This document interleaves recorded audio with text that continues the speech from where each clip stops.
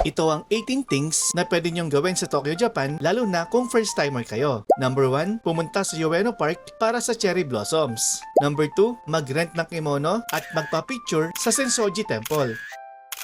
Number 3, itry ang rickshaw at makipagkulitan sa Japanese puller. Is that a potato?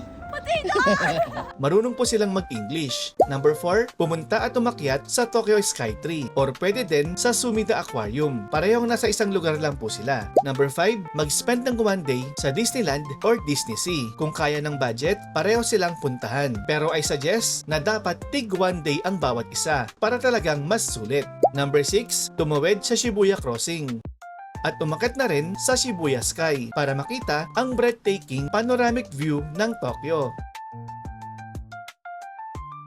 Number 7, pumunta ng Shinjuku para hanapin si Godzilla. At kumain na rin sa Omoideokocho Memory Lane. Ang sarap po ng skewers nila dyan. Number 8, mag-day tour sa Mount Fuji. Hiwa-hiwali po ang mga tourist spots dito, kaya mas okay kung mag-private tour kayo. Pwede rin mag-book ng 1-day trip sa Klook. Number 9, pumunta sa Tokyo Tower at maghanap ng Instagrammable shots. Number 10, mag-spend ng 1 day sa Sanrio Puro Land. Madaming shows at activities dito. Kaya kung fan kayo ng Hello Kitty and Friends, sure na mag-i-enjoy kayo dito. Number 11, i-experience ang bullet train. Kahit from Ueno Station to Umiya Station lang. 20 to 25 minutes ride lang po yan at nasa 15 pesos lang ang binayaran ko para sa aming tatlo. Number 12, pagdating sa Umiya, puntahan na din ang The Railway Museum para makakita ng iba't ibang trains mula sa pinakaluma hanggang sa pinakalites. Nasa mismong station lang din po yan ng Omiya. Number 13, pumunta sa Odaiba para makita ang life-size unicorn Gundam statue. May mga iba pang attractions dyan, i-explore nyo lang ang paligid.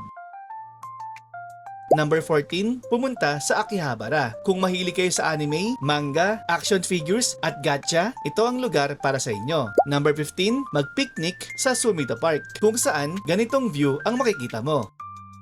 Number 16, mag-food trip sa Japan. So kainin nyo lang kung ano ang gusto nyo. Kasi parang wala pa kaming hindi nagustuhan na pagkain na kinain sa Japan. Lahat quality at masarap. Number 17, mag-shopping at bumili ng pasalubong. Ang daming murang damit, bags at shoes dito. May tax free pa. Sa mga pasalubong naman, hindi mawawala ang Don Quixote. Pero madami ding mura sa mga drugstores. Number 18, bago bumalik ng Pinas, i-enjoy muna ang final moments sa airport. Kasi sobrang dami ding masasarap na foods at pasalubong dito. At ito na nga ang 18 things na pwede nyong gawin sa Tokyo. Pero syempre, depende kung ilang days ang stay nyo dito, pwedeng hindi nyo lahat magawa to. But I hope makatulong pa din ito sa magiging itinerary nyo. Kaya save mo na rin to and follow for more tips.